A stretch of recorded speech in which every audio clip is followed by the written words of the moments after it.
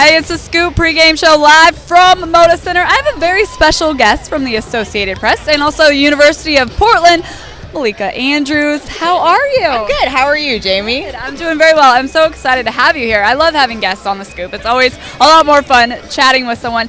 With you, I want to talk about Terry Porter in the hiring at UP for the men's head basketball coach. I'm sure the Bluff has just been a buzz lately. I mean, everyone's really excited to see, a former Blazer great on the Bluff in that head basketball coaching role. I think people are really excited. I think students are really excited, especially because we have such a high demographic of people from Oregon that kind of remember Terry in his heyday, or their parents remember Terry in his heyday, and they're excited to kind of have that status on the Bluff and, to go get to know him and talk to him and things like that. Oh, definitely. I know you guys had his introductory news conference, and I know he's very excited. I love that he had his purple tie on for the Pilots, so you could tell like he's ready for this opportunity. Absolutely. I mean, I had the opportunity to sit down and talk with Terry one-on-one, and he said that, he was really excited to be there. He's been following the WCC because he does have a son that plays for St. Mary's right now, and he really feels like he has something to offer at UP, which I think is really great. He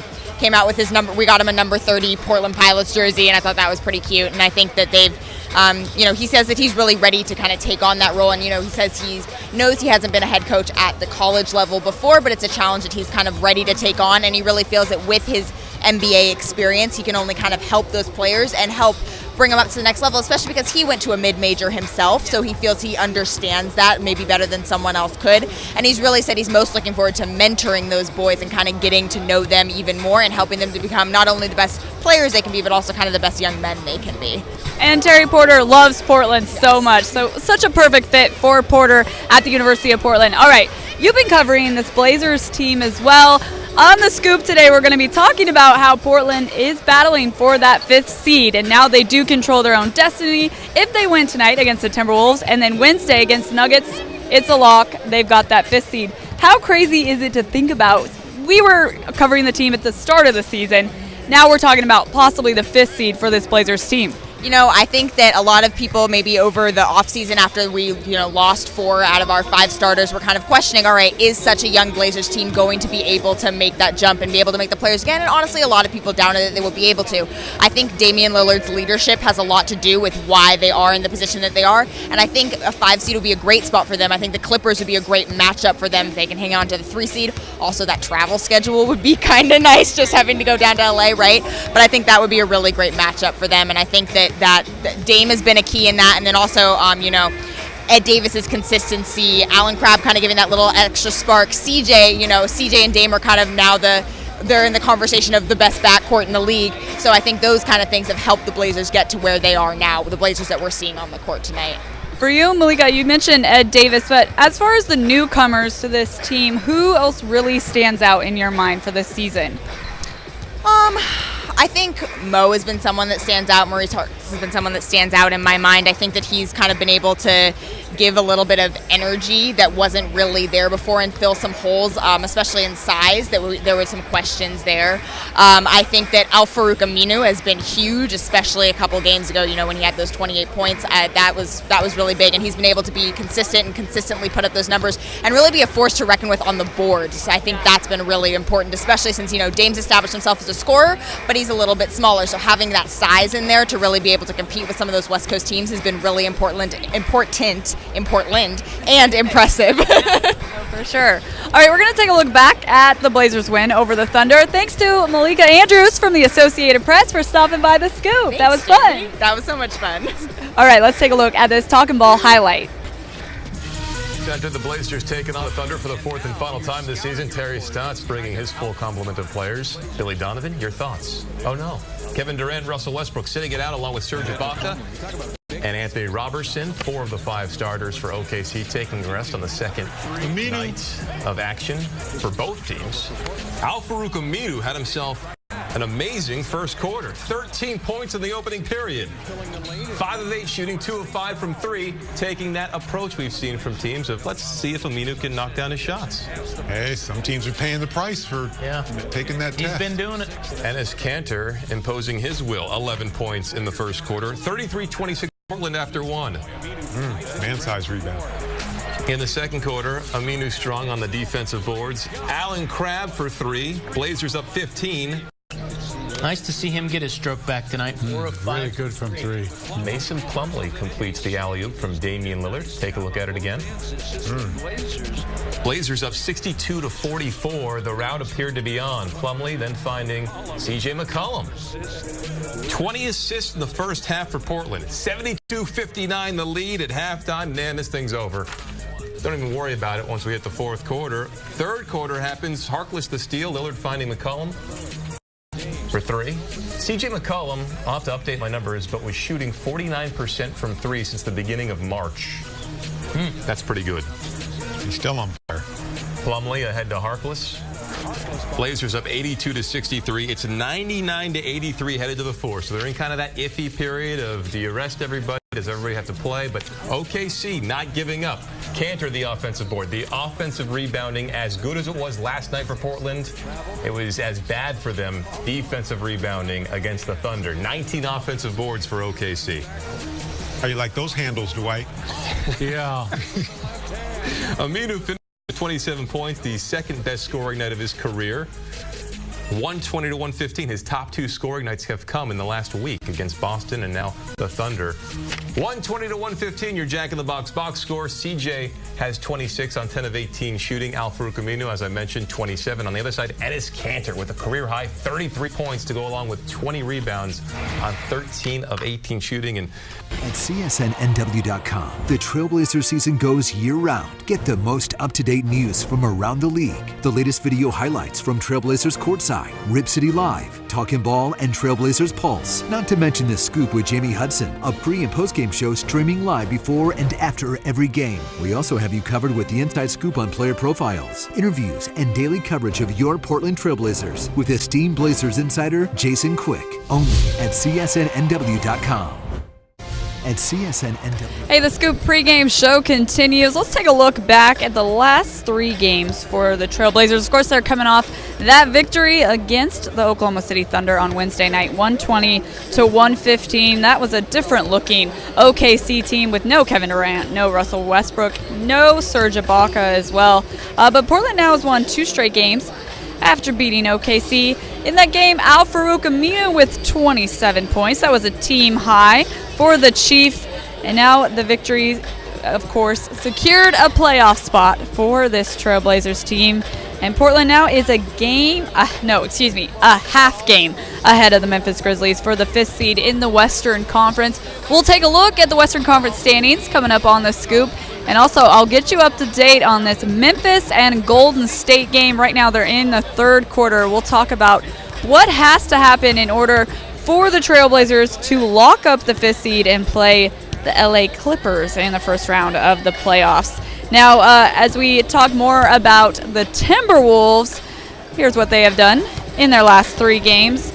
Coming off some pretty big wins as far as how this young team is now coming together.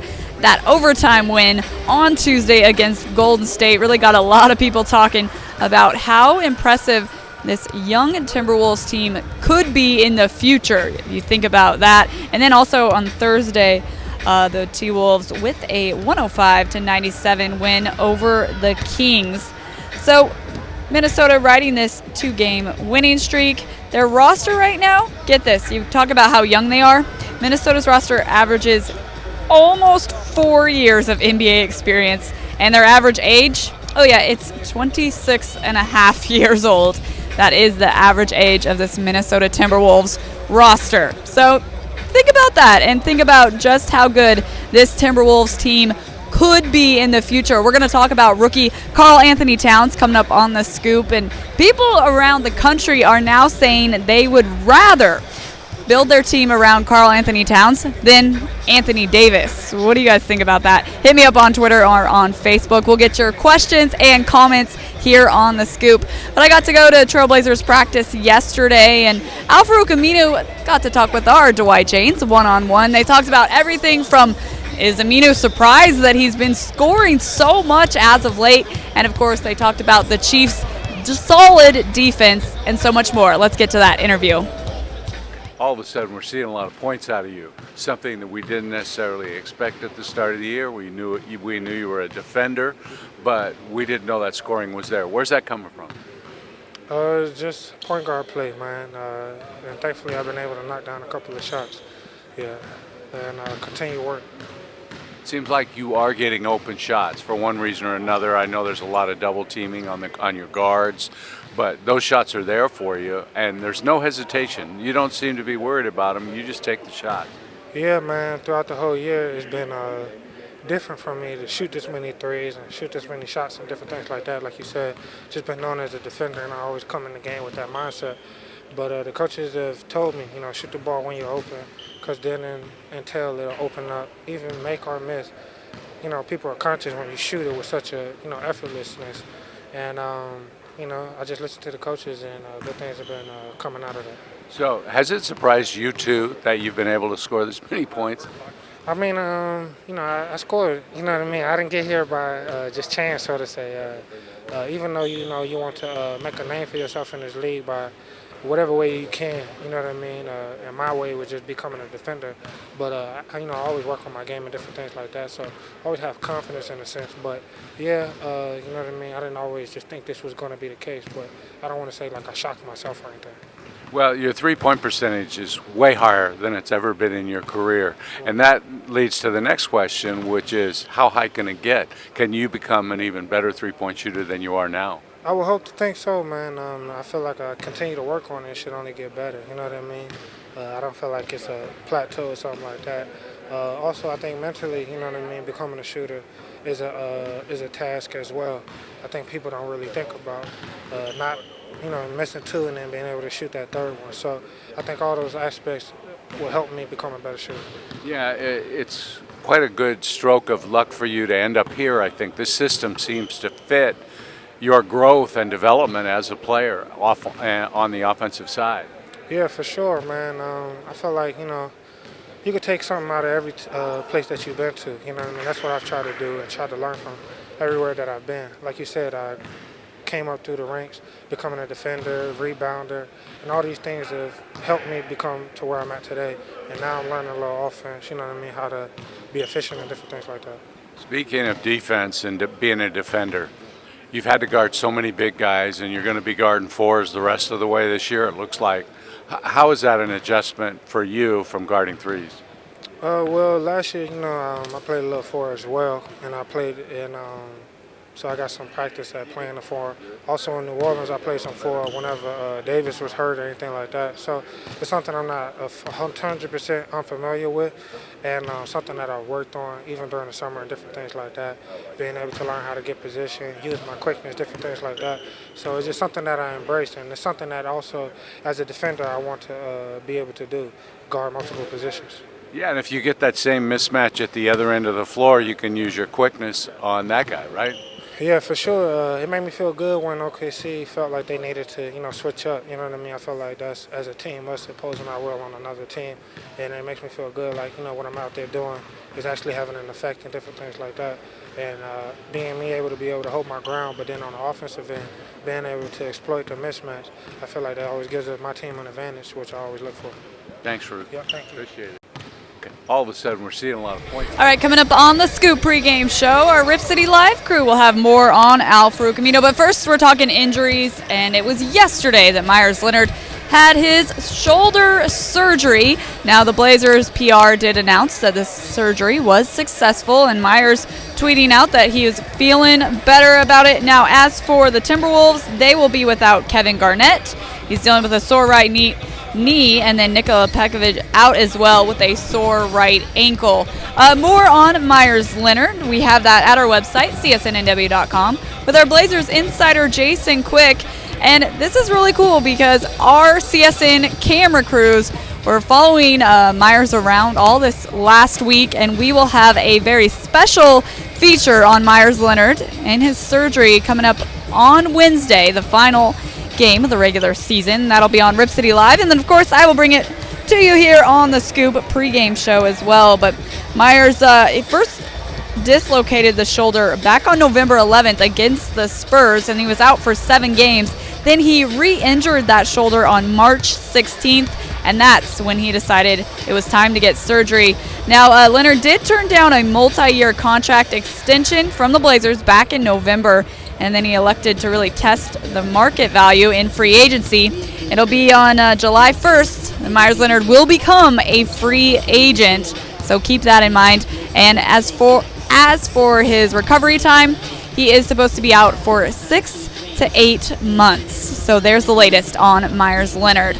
All right, we are now going to hear from Blazers head coach Terry Stotts as he spoke with the media yesterday after Blazers practice. You said all along this year that the plan was to develop guys, but to do that and get as high as maybe the 5th seed. Is this your proudest coaching accomplishment? It's probably the most rewarding in the fact that there was player development, which was the goal. The team got better as the season went along. The fact that we were 9 games under 500 in December and in January, and we're able to come together and rise above that, that was, I think it's very rewarding. And again, this was a special year with a special group of guys as far as being young and hungry and very coachable, great attitude. So it's certainly been an enjoyable year.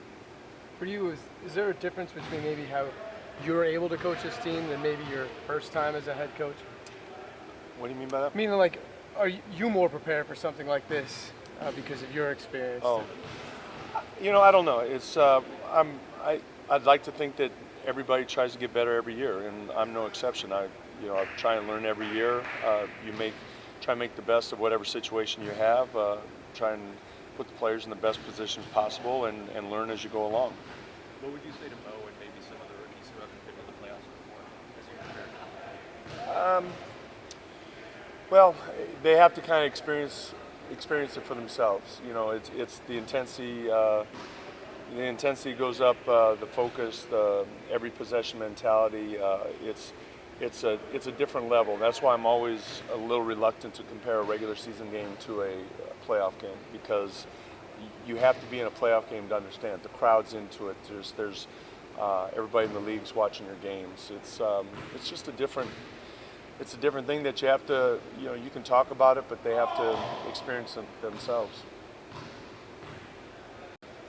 The Trailblazer season goes year-round. Get the most up-to-date news from around the league. The latest video highlights from Trailblazers Courtside, Rip City Live, Talkin' Ball, and Trailblazers Pulse. Not to mention The Scoop with Jamie Hudson, a pre- and post-game show streaming live before and after every game. We also have you covered with the inside scoop on player profiles, interviews, and daily coverage of your Portland Trailblazers with esteemed Blazers insider Jason Quick, only at CSNNW.com.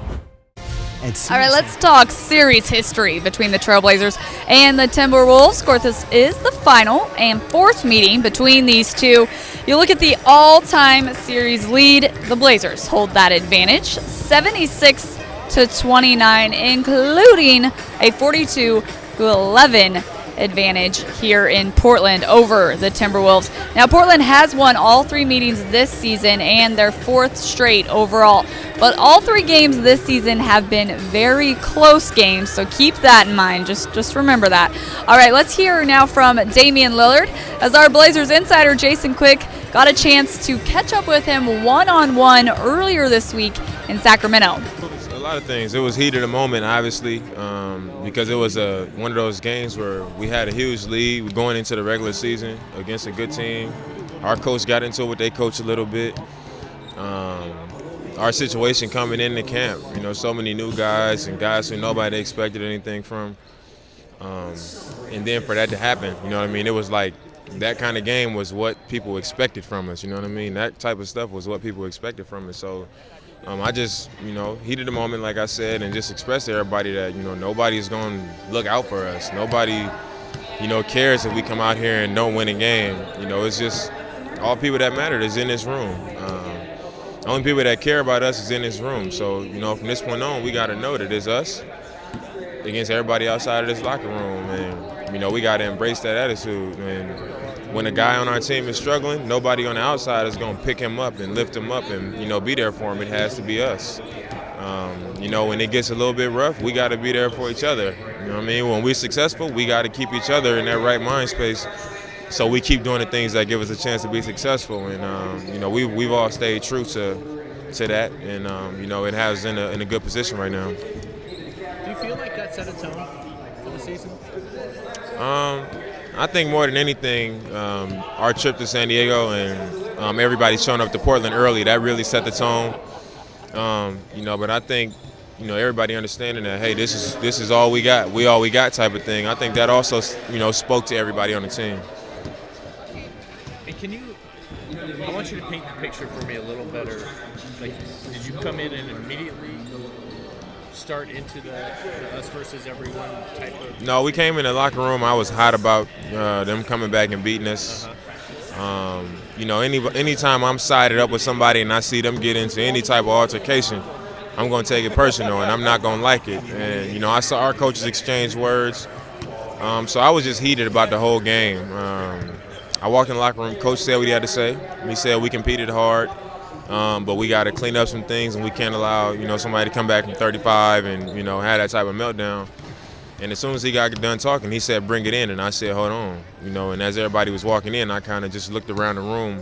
Guys were standing up, almost huddled up, and I was just, I kind of just went off about it. Like nobody gonna hand us nothing. It's gonna be us against everybody, and we gotta keep that attitude, and going forward, that's how we gotta work. It's like everybody's against us, and I stood in the middle of everybody. I said what I had to say. We brought it in, and we broke the huddle. It was a lot of things. It was heat. Hey, the Scoop pregame show continues, and right now we got to check out the Western Conference standings. Here's how it looks coming in to today.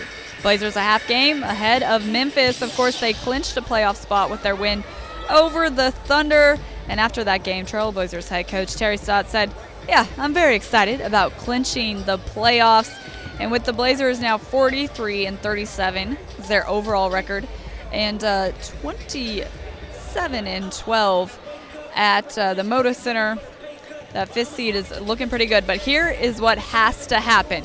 So, in order for the Blazers to lock down that fifth seed, they do need to win out these last two games, tonight against the Timberwolves and then Wednesday against the Nuggets, just in case Dallas can win their next three games. So you don't only have to look out for Memphis, you got to make sure that Dallas doesn't catch the Blazers, and Dallas does hold the tiebreaker. So that is why if Dallas were to win out the rest of their games, then they would hold the tiebreaker against Portland and they would jump to the fifth seed. I don't think enough people are talking about the Mavs and how Dallas really could get to that fifth seed. I mean, it's going to be difficult, but I know everyone's worried about Memphis.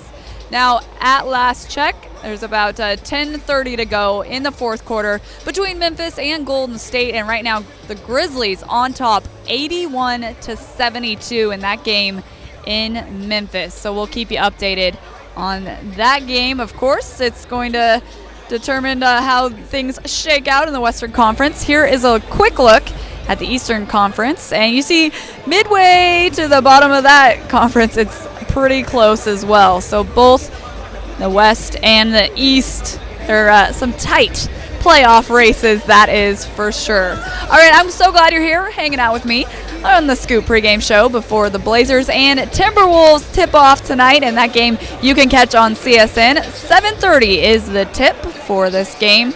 Let's get to our first Rip City Live clip of the day, as our Rip City Live crew is talking about Maurice Harkless and how he has really been a game changer lately. The conversation continues to start, I have to believe, with the play of Maurice Harkless in the starting lineup now for 9 straight games. Portland 7-2 over that stretch. What now, guys? What's he showing us now? Well, it's a game changer, Dan, and I think we're seeing it at both ends of the floor. That's what's surprising, is they're undersized, they're playing a small lineup, but they're holding their own defensively and on the boards. He's made a huge difference. His activity, his energy have provided an awful lot for this team down the stretch. You know what stands out for me is his field goal percentage, 52% from the floor. But for me, Dan, I think the thing that really exemplifies his ability is the fact that when you put him with better players, a la the starting lineup, he produced as he should with that group of players. players. No wonder that his skill set fits the starting lineup. And so Orlando, look at finishing around the rim. Here is one of the elements early in the season where he seemed to be inconsistent, finishing around the rim. And you see over these last 9 games inside the restricted area, right around the basket, he's got the 4th most baskets made right inside the restricted area. So able to get to the hole and to convert. And when you can do that, you got a spot in the starting lineup. That's right. You know, we remember earlier in the season, he would get near the basket, Dwight. He'd miss dunks. He'd miss around the rim. But now he's got confidence, and his quick ability off the floor to throw it down is really helping him. Well, he's in with some pretty good company on that list. And I think this is one area where you say the most, and it means something. Because getting in there just to try those shots is a big deal. Right. A lot of guys can't get that on the inside. It's like, congratulations, you can dunk. Well, if everybody could get in there to dunk, then they would. That's and you can't get there. And on outside shots, you say, well, he's taking the most. Well, sometimes you don't want that. Right. You know, but in this case, the more he gets, the better. The conversation continues to start, I have to believe. Hey, it's the Scoop pregame shows. You get to check out Gerald Henderson warming up before this Blazers and Timberwolves game tonight.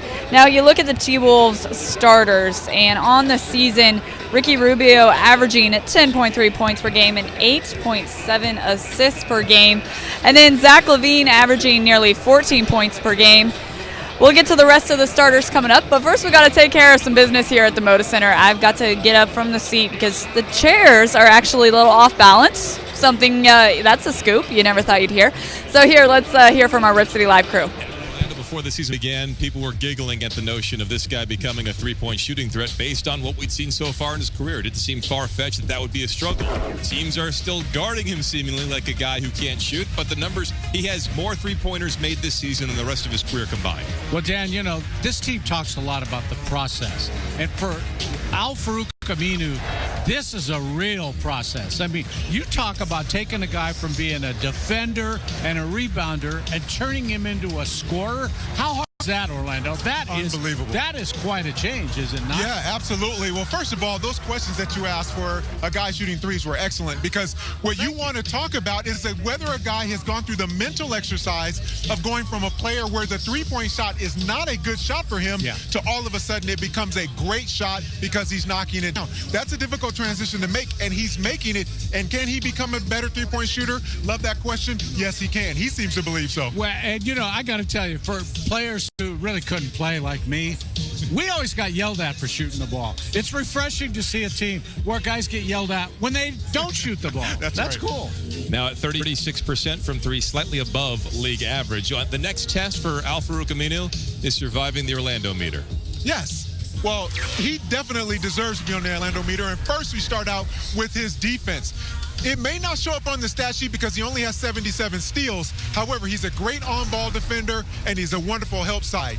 The second is his versatility. He's a rebounder. He guards bigs, everything from 2 to 4. That's outstanding. And Dwight, the last category, three-point effectiveness. If they keep leaving him open, he's going to keep knocking him down. I give him an overall 7.9 for his production this season. That's one of your high grades. It is. It is. That's like a 9.9 on most meters. Yeah, and it's heavily influenced by his recent play. Oh, is it? Yeah, of course. So you grade on a curve, and you are biased toward recent play. success. Yeah, flexible. Yeah. He's able to change. I got to see this formula at some point. You going to show me your formula at some point? No. Probably best. And Orlando, before the season began, people were giggling at the notion of this guy becoming a three-point shooter. The Trailblazer season goes year-round. Get the most up-to-date news from around the league. The latest video highlights from Trailblazers Courtside, Rip City Live, Talkin' Ball, and Trailblazers Pulse. Not to mention The Scoop with Jamie Hudson, a pre- and post-game show streaming live before and after every game. We also have you covered with the inside scoop on player profiles, interviews, and daily coverage of your Portland Trailblazers with esteemed Blazers insider Jason Quick, only at CSNNW.com.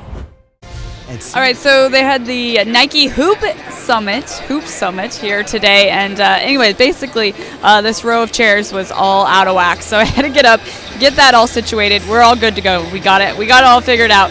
So we can continue the Scoop pregame show talking about the starters for this Minnesota team. We talked about Zach LaVine averaging nearly 14 points per game. Then you have Andrew Wiggins at 20.8 points per game.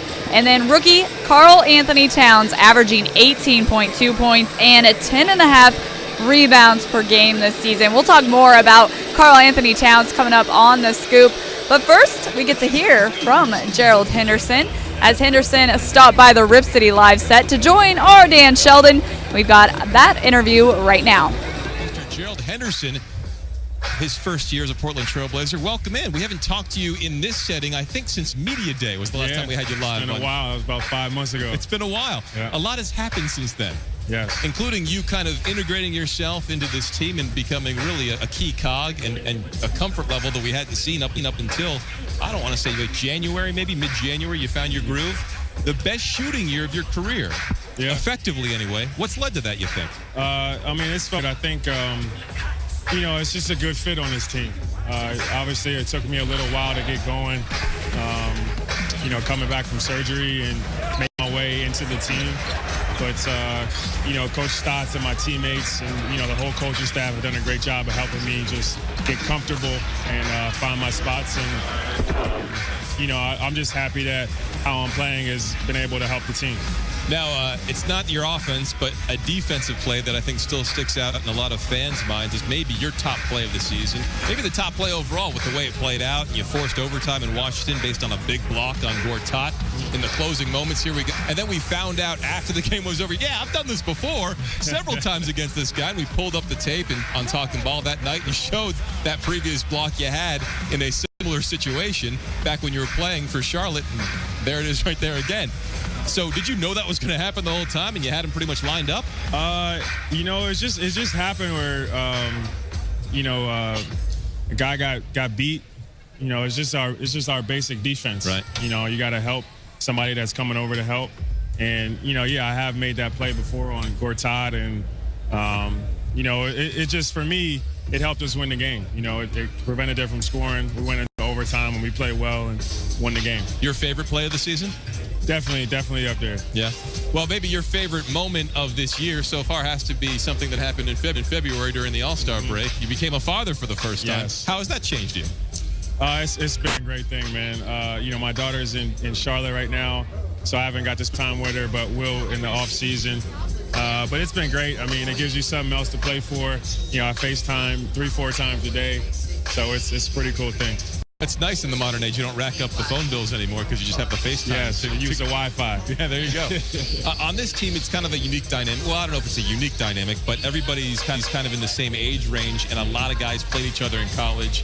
I know you and Ed Davis like to go back and forth on the North Carolina-Duke rivalry thing. And recently, Ed Davis was he was kind of trying to compliment you about your style of play on the court. Yeah. He says you do a lot of, you do your little Duke stuff out there on the court. What's your little Duke stuff? You gotta, but I'd probably say he's talking about, getting in little confrontations and little chippy stuff. I don't know, but, I like the way I play. I think he likes the way I play too. So when did you cheer louder during March Madness? When North Carolina lost or when Oregon lost after they beat you guys? Oh, definitely when North Carolina lost. Especially the way they lost. That was beautiful. That was beautiful. Yeah, we saw you on Twitter cheering for everything that was going on there in that matchup. Although Oregon, so no hard feelings with the Ducks. No, they had a good team. They're not one of our real rivals though. Carolina it is the rival. So, I was happy to see Villanova really win more than see them lose. Though. And real quickly, Blazer fans want to know, as a free agent, are you coming back? I don't know if that decision is completely up to me. But, I hope to be back. This has been a great year. It's a great organization. They do things right, top to bottom. Got a great staff, top to bottom. And, I've had a great year. It's been a lot of fun. We're having a great year on the court. So it's been great. So we'll just see this summer. Stand-up guy Gerald Henderson, thanks for joining us live here on Rip City Live, and best of luck here. Game 81 and into the playoffs as potentially the 5 seed.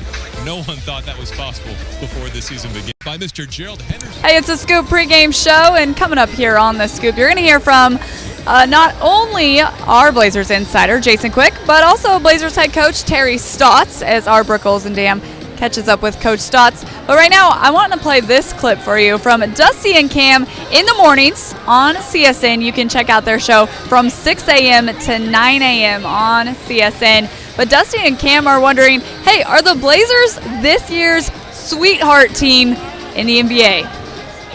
Right when the Blazers clinched their playoff spot, I saw a really interesting article pop up on Deadspin, and it said the title of the article is "The Portland Trail Blazers are the feel-good team of the NBA season."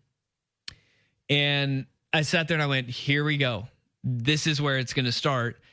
And I think this is where it's going to go from a national perspective, is that buckle up, because the Portland Trail Blazers are about to become the darling of the playoffs this year. The team that everybody had written off. It'll be the feel-good story, and they will try and make the Blazers out to be this sweetheart team.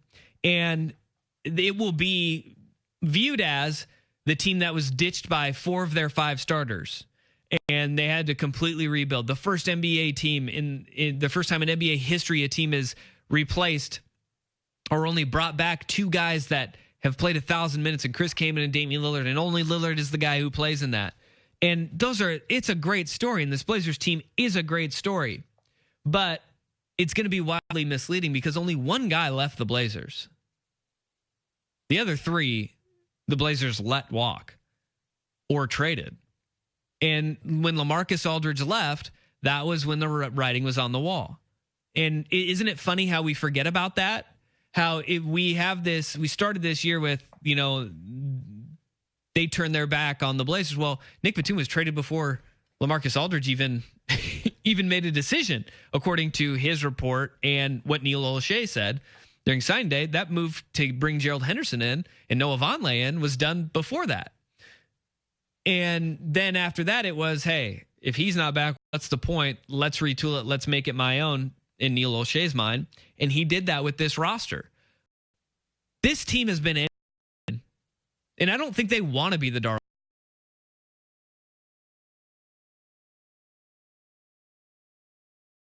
Are sitting in the post.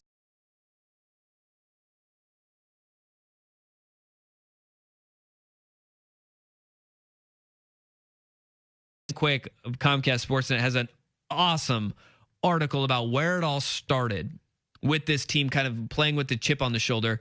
And it wasn't in the regular season. He outlines, a lot of people will look at the turning point being the win against Cleveland, right, in December, day after Christmas. Or they'll look at the January win over Oklahoma City when that started that incredible run of 18-3 games. And people will want to pinpoint that as being the turning points. But within the Blazers locker room, it's not. It's actually a preseason game where they blew that 35-point lead to the Clippers. And Terry Stotts dressed them down in the locker room. And then Damian Lillard, I guess, lost it and gave a truly epic motivational speech that kind of vaulted this team into where they are right now. And it solidified Lillard as the leader, and it bought the respect of the locker room from Terry Stotts. And it was a preseason game back in October that started this run right now. This team is going to be a darling. I sit there and I look at it. Everything that they have done to this point is anything but being that sweetheart mentality. I get, well, what's so bad about them being America's darling? I mean, if you're running the Blazers, or if you're isn't that, or a fan of the Blazers? I mean, don't you want your brand to grow? Isn't the complaint amongst Blazers fans that they can't attract big time free agents or even sometimes medium sized free agents to come to Portland? I mean, isn't it good for the Blazers brand if they become America's sweetheart? Like, what's so bad about that? There's nothing bad about it. Then that is not what I'm saying. There's nothing bad about it. It's just not what this team is. And I think that here locally, what will wear on people is that misconception that these are, and they are nice guys. They're great guys in the community. I mean, Damian Lillard and CJ McCollum have ingrained themselves in the community. I mean, you have Lillard with his anti-bullying campaign and doing shoe giveaways around town through Adidas. Well, don't Lillard and CJ both live with their moms? Yeah, but who? I mean, isn't that hold like... on. Just, okay. They have ingrained themselves in doing things. CJ McCollum is a DJ, a hip hop DJ, and has a broadcasting program through Portland Public Schools, or it's not through Portland Public Schools, but for students to get into broadcasting, right? I mean, they have made themselves, they're good guys, but it's not their mentality when they play on the court. It is anything but what it will be painted as, is this nice guy making it good, and everybody wrote them off. And they did it through the kind of the smiles on their face. They're grinders, man. These guys have played with a chip on their shoulder all year long. It hasn't been with smiles on their faces. It's been with a scowl. But NW.com. The Trailblazer season goes year-round. Get the most up-to-date news from around the league. The latest video highlights from Trailblazers Courtside, Rip City Live, Talkin' Ball, and Trailblazers Pulse. Not to mention The Scoop with Jamie Hudson, a pre- and post-game show streaming live before and after every game. We also have you covered with the inside scoop on player profiles, interviews, and daily coverage of your Portland Trailblazers with esteemed Blazers insider Jason Quick. Only at CSNNW.com. At CSNNW.com. All right, I have moved up to my media seat here at Moda Center. We're minutes away from tip-off between the Trailblazers and the Timberwolves tonight. And we are going to hear from our Blazers insider, Jason Quick, coming up. But first, our Dwight James got to catch up with the one and only Bill Walton today, because if you haven't heard, there is a book out on Bill Walton, and he did write about the Trailblazers, but he also, of course, talked about how he loved his time here in Portland. And let's get to that Rip City Live clip with more with Bill Walton. In town promoting his new book, and part of that book talks about his time with the Portland Trailblazers and some not so fond memories of his time dealing with the Blazer medical staff at the time. In part, in the book it reads, "The Blazers doctors told me that the pain in my foot was a mental thing. It was all in my mind. They took me to a hypnotist who had me lie on a table as he swung a watch in front of my eyes. Then the Blazers and the doctors told me that my problems were in my soul, so they took me to a faith healer." Well, Dwight James caught up with the team doctor for the Blazers at the time, Dr. Robert Cook, and Dr. Cook tells Dwight, "I see he's doing a reading this weekend at Powell's. That book should be on the fiction shelves over there, at least the parts that deal with the Trailblazers and his medical treatment." And so with all that, Dwight, you had some follow-up questions for the Big Redhead. Yeah, well, Dr. Cook says they never sent him to a faith healer or a hypnotist, but we asked him about that. But first, Bill Walton is basketball's version of Mr. Rogers. So it's always a beautiful day in Bill Walton's neighborhood. He's going to tell us about that first, and then we'll get to the serious stuff. I came here 42 years ago, and I've been back a lot of times, but to come back now and to see the growth, to see the development, to see the progress, and just how fantastic it is, including with the basketball team, and what Damian Lillard and what C.J. McCollum have done on the court, in the community, and to see the business of the Blazers just doing so fantastic. And to have a great teaching coach, a leader in Terry Stotts. The franchise is in great hands right now, and it's just spectacular to see what's going on here. Portland, the Rose City. Okay, Bill, let's get about the book. Why now? Why did you write it now? Talk about your motivation for doing it. I grew up in a world of books. I was a librarian. We didn't have a TV in our house growing up, and so all these books that I read as a child that shaped me, that molded me, that challenged me, but also inspired me to move beyond the narrow confines of my own little tiny life. People have been after me forever to write a book. And when I was lying on that ground for all those years, Dwight, I kept asking myself, what am I going to do with the rest of my life? So when I got up, I formed this partnership with Simon & Schuster, and it was tough. I wrote the whole book myself. I did the whole audio book myself, everything, all the artwork, it's all mine. I have to tell you, Dr. Bob Cook is a little upset about the assertions in your book that they sent you to a faith healer and a hypnotist. Yeah. He said that didn't happen. Well, I wrote the book. I was there. Is this a long tour for you, or is this you going everywhere? This is going to be an endless tour for the rest of my life. And I'm staggered by how fun it's been, because I didn't think it would be fun. I don't like talking about myself. I'm not a self-promoter. I'm a team guy. But this is a book about a lot of the epiphanic moments in my life. Now, this book has been edited down, because when I turned it in, Simon & Schuster, they said, Bill, it's too long. I said, what do you mean it's too long? It's my life. I'm 63 years old. I've been doing a lot of things. How long did you want it to be? And they said, Bill, we wanted 120,000 words. Bill, you turned in 285,000 words. So your book, your writing is like you're talking then. I learned how to speak. You did? I always loved writing. It's the hardest thing for me, but I'm happy, and it's been incredible in terms of the response of the fans. From day one, it's been on the New York Times bestseller list, and every day, the letters, the emails, the phone calls, the text, all the communication that comes in our changed world, it has been overwhelming. Dwight, I'm the luckiest guy in the world. I'm healthy, and I'm happy in love. And I never thought, after spending half my life, my adult life, in the hospital, half my adult life in airplanes, terrible hotels, rent-a-car lines, I mean, what a waste. But today, the light's all shining on me. I'm still searching for the sound, and I'm trying to throw it down. Was Bill Walton? Well, it's always great to hear from the one and only Bill Walton. All right, trending topics. Here's what people are talking about right now on Twitter. LDW says, I can't believe there's only 2 regular season games left. Yes, it is pretty hard to believe. Well, we also need to give a birthday shout out to Alan Crabb. Happy birthday, AC. Check this one out. I like the birthday hat. That looks pretty good. Yeah, and it is Crabb's 24th birthday. So happy birthday, AC. Hey, Brandon's talking about, Trailblazers have the 5th seed. Look at that muscle emoji. Yeah, I think we need a few more of those muscle emojis right now. Well, Ty says, who is heading to the game tonight, Rip City? I will see you there. All right, nice, Ty.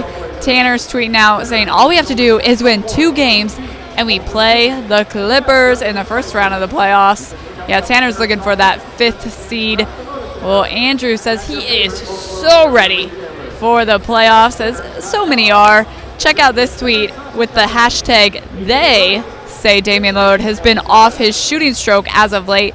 I say he's saving it for the playoffs and using that hashtag us against everybody. Well, our Blazers insider Jason Quick broke the news earlier today that Ed Davis won the Maurice Lucas Award that is given to players on an annual basis who best represent Lucas's spirit on and off the court. Such a cool honor, and of course Ed Davis, very deserving. Congrats to Davis. Here are some of the previous winners. Marcus Aldridge won it twice. Robin Lopez, Wesley Matthews, and Damian Lillard, all recipients of the Maurice Lucas Award. All right, as we talk about this Timberwolves team, I want to talk more about the rookie, Karl Anthony Towns. He is running away with the Rookie of the Year nod, that is for sure. And like I said earlier, people have been talking about how they would rather build their team around Towns than Anthony Davis. So I get, Karl Anthony Towns hasn't been injured like Davis, but that's pretty high praise. Now get this, Towns has put together such a great rookie season. So he averages 18.2 points, 10.5 rebounds to go along with 1.7 blocks on the season. And those stats haven't been achieved by a rookie since Shaq did it back in 1993. Yeah, Shaquille O'Neal had those stats back in 93. And then Karl Anthony Towns' player efficiency rating is 22.4, and that is the highest efficiency rating for a rookie since Tim Duncan had it back in 1997 and 1998. So very cool to be talking about Karl Anthony Towns with Shaq and Tim Duncan in the same sentence, right? Pretty crazy. He's putting together quite a rookie season. All right, our Rip City Live crew has more on Karl Anthony Towns. Inside to Davis, that's rejected by Towns. And hits the 2. Anthony Towns fades and hits. Lillard tries to go to the pick, and Towns goes down the right side. Towns for 3.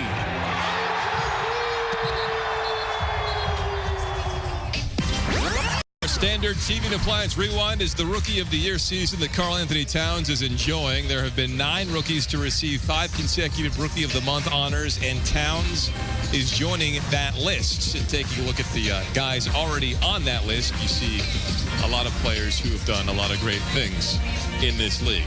Dwight Jinks, Orlando Williams rejoining me.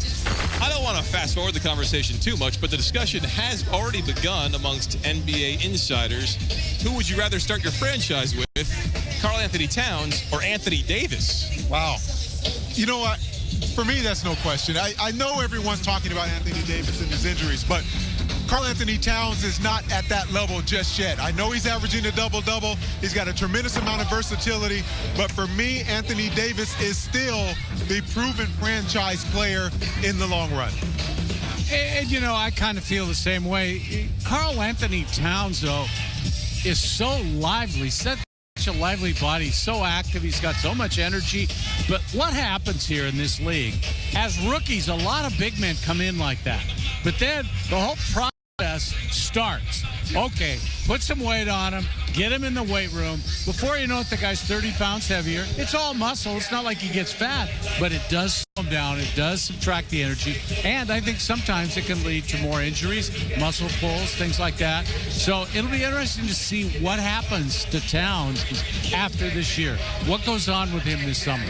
Last year's Rookie of the Year, Andrew Wiggins, also on this roster, and a guy who I think, as he was entering college, people thought, here's a LeBron James type transcendent talent. Year 2, he's a 20 points per game scorer, but Dwight and Orlando, are we seeing a guy who can be transcendent? Well, he still has a lot of upside potential. I mean, you're talking about a guy who is tremendously athletic, ability to run the floor, but the thing that really I like most about him is his aggressiveness at attacking the basket and his defensive ability. I mean, he had 6 steals versus the Golden State Warriors in that win. That tells you the type of player that he can be. He's lacking a jump shot, and that's his one deficiency right now. Yeah, I think he's going to be terrific, Orlando. I really do. I think he's going to get better and better and better. I think he was hurt his rookie year because he didn't have a lot of other good players around him, and you need mentors for players like him. You need veteran players who have some talent, who can teach him how to play in the league. It's tough. I mean, you come into this league at 19 or 20 years old, man, that is really hard.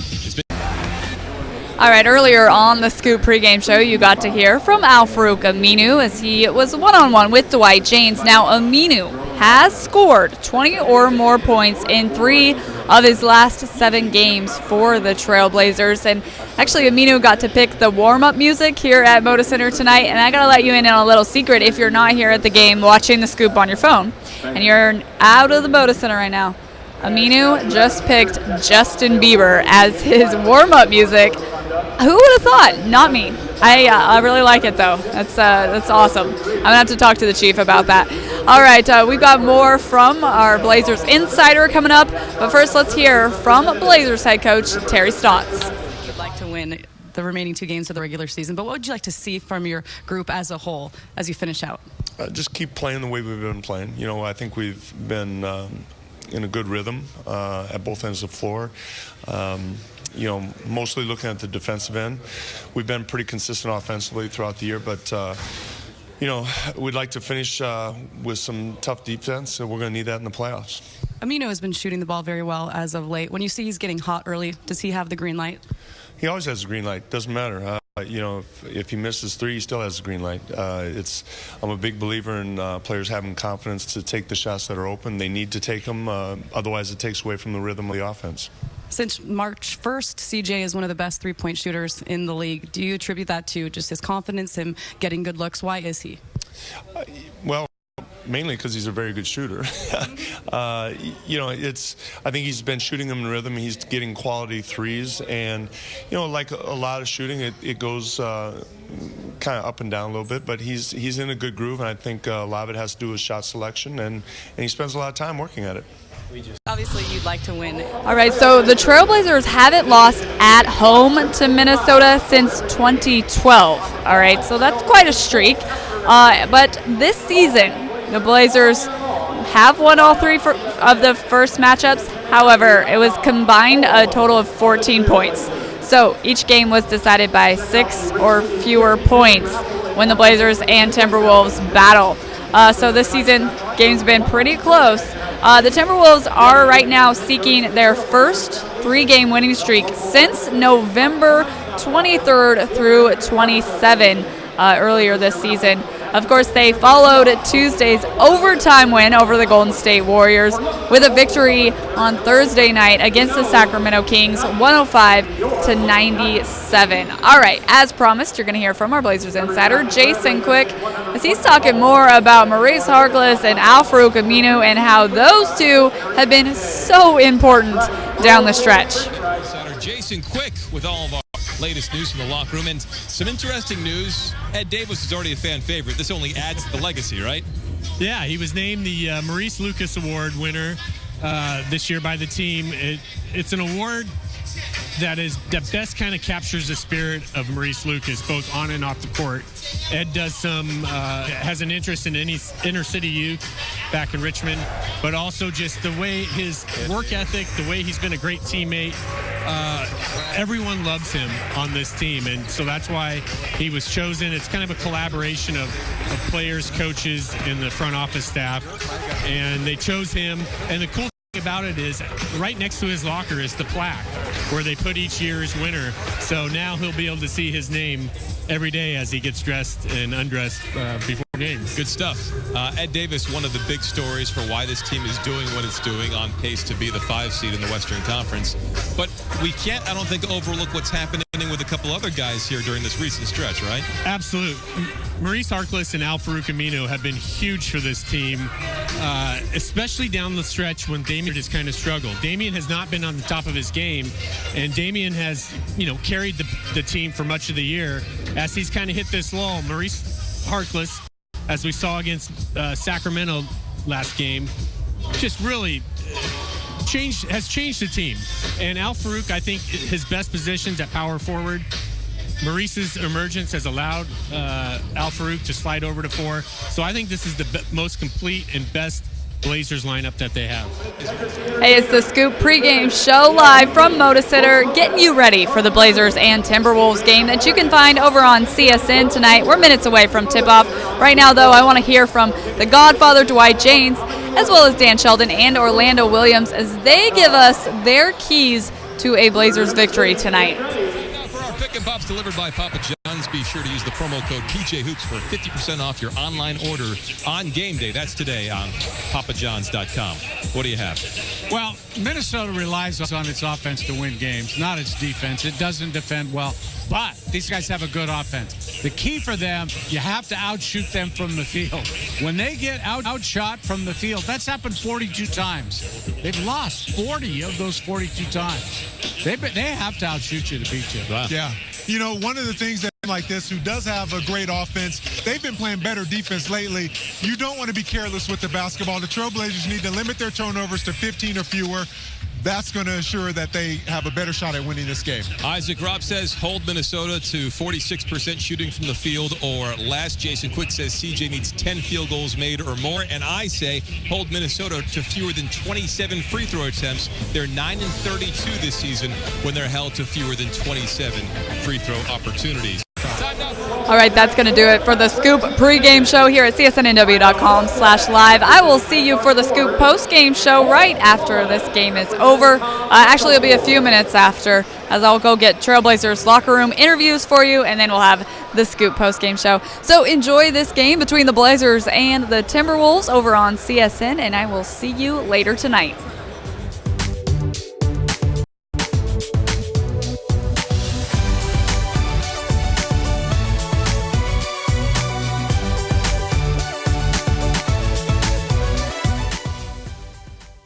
Trailblazer season goes year-round. Get the most up-to-date news from around the league. The latest video highlights from Trailblazers Courtside, Rip City Live, Talkin' Ball, and Trailblazers Pulse. Not to mention the Scoop with Jamie Hudson, a pre- and post-game show streaming live before and after every game. We also have you covered with the inside scoop on player profiles, interviews, and daily coverage of your Portland Trailblazers with esteemed Blazers insider Jason Quick. Only at CSN.